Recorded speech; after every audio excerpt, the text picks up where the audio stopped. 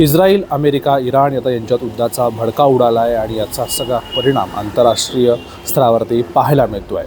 खरं तर आखाती देशातील दुबई, बहरीन, दोहा या ठिकाणचे अनेक आंतरराष्ट्रीय जी काही विमानं आहेत ती देखील आता थांबवण्यात आले, त्यांचं उड्डाण देखील थांबवण्यात आलेलं आहे आणि भारतासह अन्य देशातील सर्व जे पर्यटक जे आहेत ते दुबईमध्ये अडकलेल्याचं पाहायला मिळतं आहे. पुण्यातील 84 विद्यार्थी जे अभ्यास दौऱ्यासाठी दुबईला गेले होते ते देखील त्या ठिकाणी अडकून पडलेले आहेत. भारत सरकार त्यांना परत आणण्याच्या तयारीमध्ये आहे. खरं तर इराण, इस्रायल, अमेरिका यांच्यात युद्धाचा भडका उडाल्यानंतर आखाती देशांना याची झळ बसत आहे आणि आखाती देशांमध्ये अर्थात दुबईमध्ये जे काही अमेरिकेचे जे काही तळ आहेत ते देखील इराणने उडवून लावलेत. त्याच्यामुळे दुबईमध्ये देखील तणावपूर्ण सगळी स्थिती आणि वातावरण पाहायला मिळते.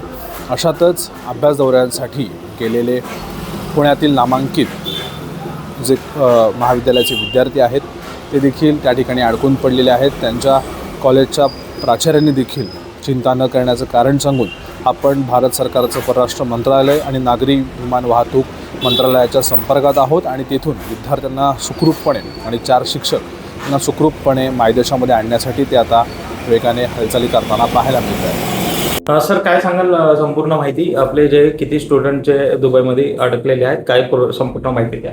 आपले 84 मुलं तिथं अडकलेले आहेत जे आपल्या ग्लोबल इमर्शन प्रोग्रामसाठी गेले होते आणि आता ते सुखरूप आहेत. काही काळजी करायचं कारण नाही, कारण मुलांशी आमचं बोलणं होतं आहे, त्यांच्या पॅरेंट्सशी बोलणं होतं आहे. इथं जे आमचे फॅकल्टी मेंबर्स आहेत त्यांच्याबरोबर त्यांच्याशी आमचं बोलणं चालू आहे. सर्वजण संपर्कामध्ये आहेत. किती जे आहे मेल फिमेल स्टुडंट्स आहे आणि कशा प्रकारचे अधिकारी कॉन्टॅक्ट जे आहे चालू? आता 42 बॉईज आणि 42 गर्ल्स आहेत आणि त्यांच्याशी वारंवार आमचं बोलणं चालू आहे, संभाषण आहे.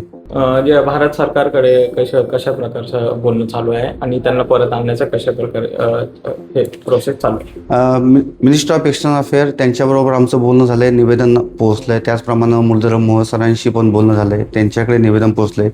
त्याशिवाय इंडियन एम्बसीमध्येही दुबईच्या ऑफिसमध्ये बोलणं झालं आहे आणि सर्व पूर्ण प्रयत्न चालू आहेत. आमचे जे अध्यक्ष आहेत डॉक्टर तरिता शंकर मॅडम आणि vice chancellor Anagha Joshi ma'am यांच्यातून सर्व बोलणं चालू आहेत. तर कशा प्रकारचं आव्हान पाहिजे?